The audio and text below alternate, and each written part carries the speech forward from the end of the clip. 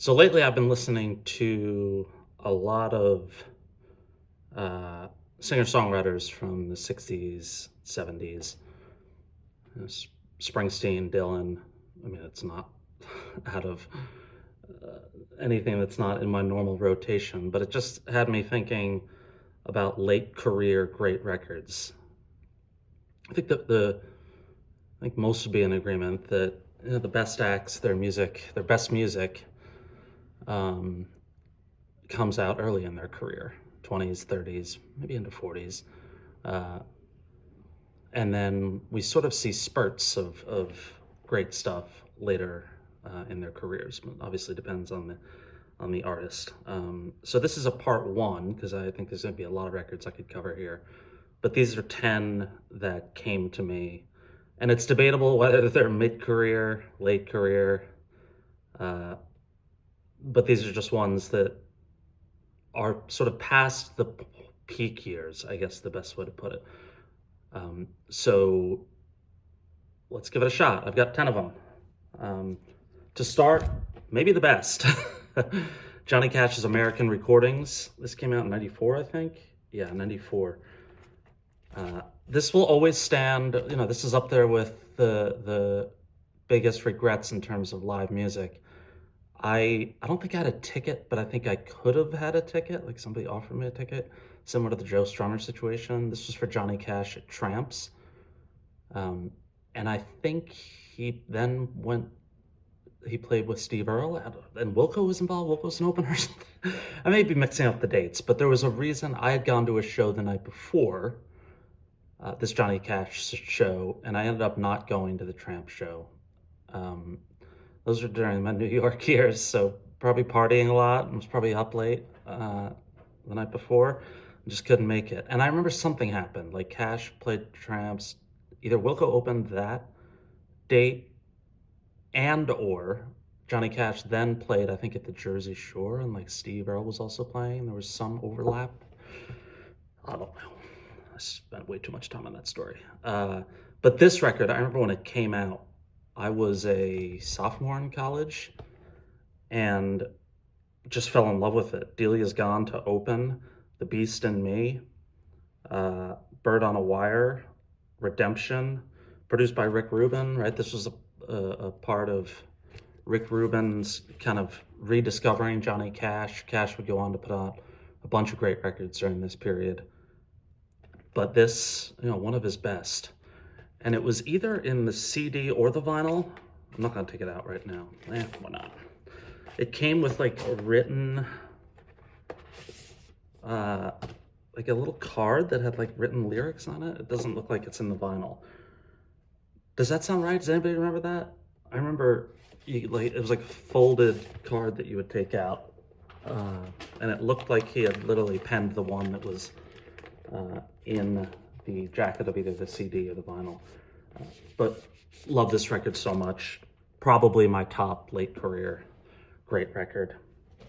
This one is not long ago. 2021.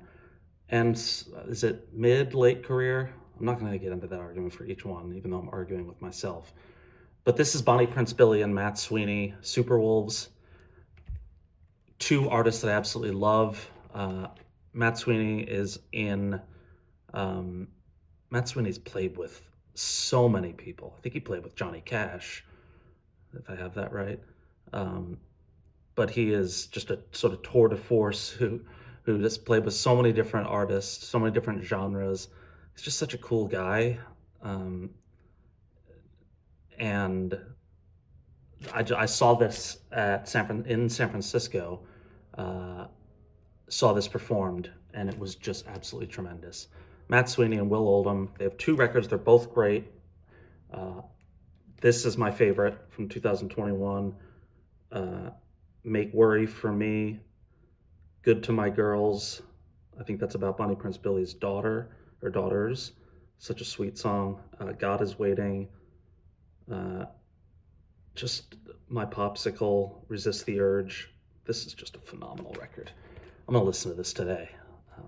So that's number two. Number three, I figure I'm going to pick something by these guys.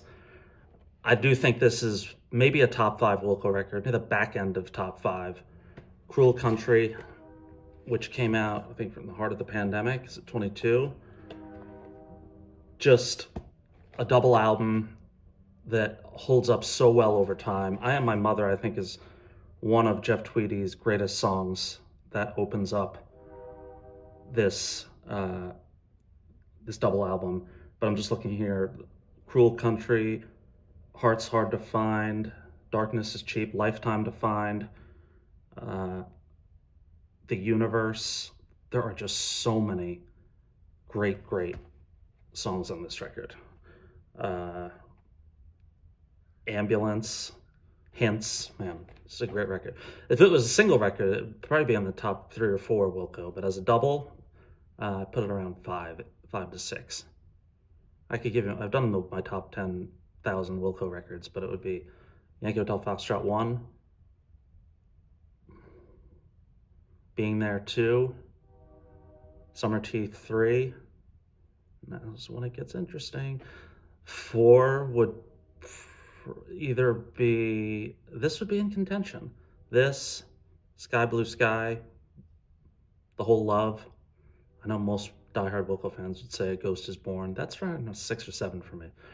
All right, I'm turning this into another Wilco love fest.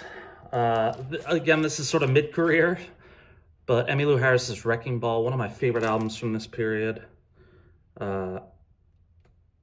It's early 2000s this came out. Looks like this reissue is 2016 on Nonesuch. I remember the first trip I ever took outside of the US.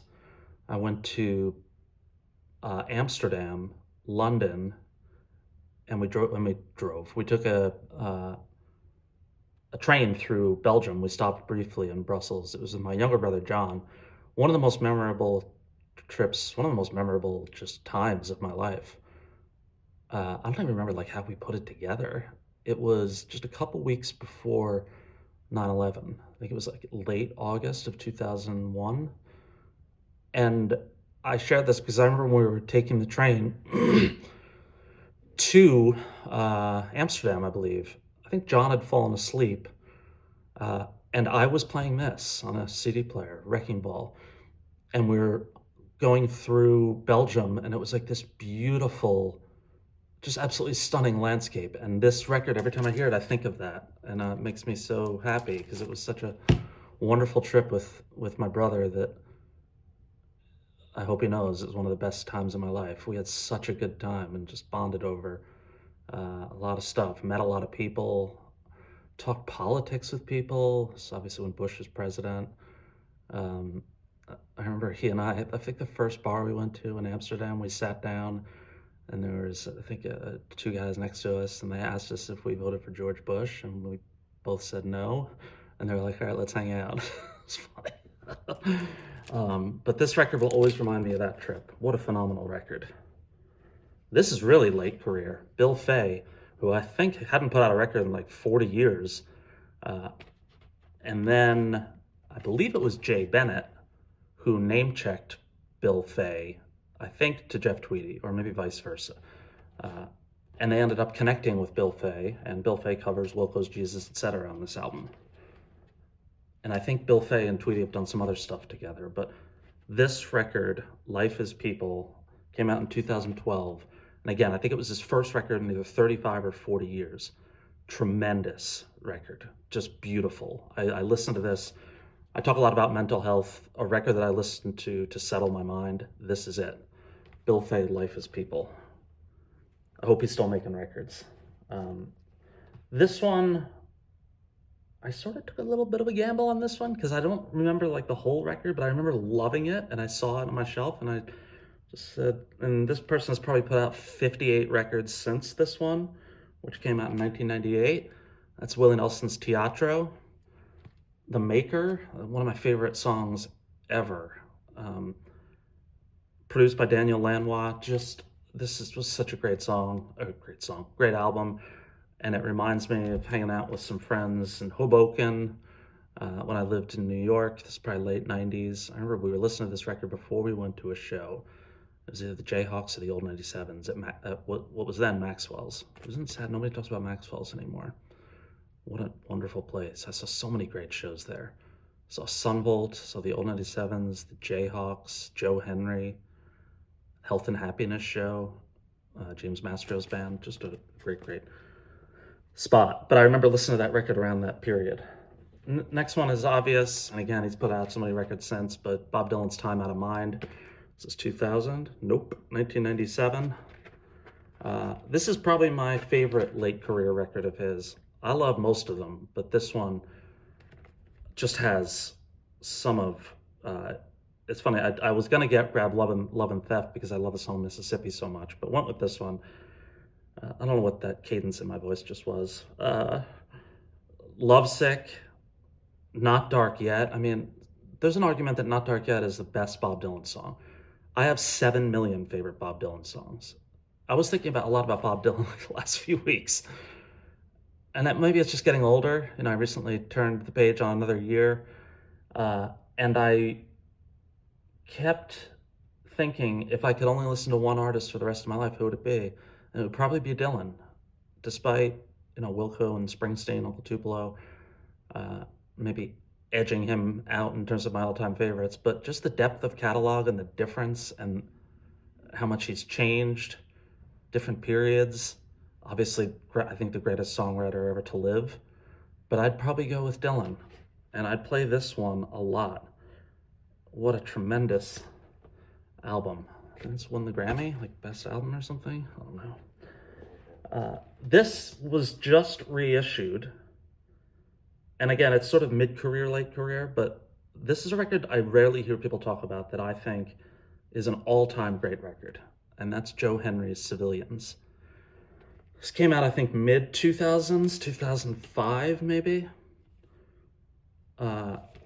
Just an absolutely tremendous record. So this was after, Joe Henry was sort of Americana, then he went jazz, and this is sort of a blend of the two. I think the only record he has that is sort of that. And the song Civil War, Our Song, God Only Knows, Time as a Lion, Parker's Mood, You Can't Fail Me Now. Tremendous record. Probably my favorite Joe Henry record. Unreal. Two more. This one is more recent. Spoon's Lucifer on the Sofa. Cousin Buck loves this record. Came out middle of the pandemic, 2022, and I was shocked at how great it was. Might have been my favorite of the year. Held, The Hardest Cut, The Devil and Mr. Jones, Wild, My Babe. I just read off the first 5 tracks. I love all of them. I'm a pretty big Spoon fan. I think I liked them a lot in the mid-2000s. And they sort of fell off, and then I returned to this one. So I still want to check out some of the records from the 2010s that I don't know that well. I know they're reissuing another one very soon. But that record, just a timepiece album for me, that period. And lastly, and maybe the best, I think I said that about 5 of them, is the only Purple Mountains record, which came out 2019. This is obviously, if anybody knows, David Berman from the Silver Jews. He had basically been unheard of, at least publicly, for a large part of a decade. I read some stories that he was living in the Drag City record label's like back room or something. This came out, and my friends and I, like my friends back in New York who I talk a lot of music with, we were all just absolutely floored. It's about as dark lyrically as a record can get, but it's still hopeful. I think the band Woods backs Berman on this. And I think this will go down as an all-time great record. So Berman must have been early 50s, maybe 53 when he put this out. And obviously has an incredibly sad ending. I had tickets to see David Berman, I think it was at the Independent, or to see Purple Mountain, sorry. And as anybody who followed his story knows, he took his own life just a few days before the tour was set to start. And I was trying to use the proper terminology mental health wise there. It's obviously an issue that's very, very dear to me. And sometimes we fumble over our words. I don't know. He lost his battle with depression, or lost his fight. And uh, that's just the way I feel. All my happiness is gone, darkness and cold. Margarita's at the mall. She's making friends. I'm turning stranger. That song is unreal. Storyline Fever, Nights That Won't. This is a brilliant record. I would give it probably a 10.0 on Pitchfork. So that's it. Those are 10. I will do this again sometime soon. I am working on my top 10 of 2024. I'm not going to do it as early as I did last year. I think I did it like early November, but there are a couple records that I'm waiting to come out, but this is going to be a very good year for a lot of people's top 10s, including mine. Just so much great new music this year, so I'm looking forward to that. Thanks for stopping by, and we'll chat with you soon.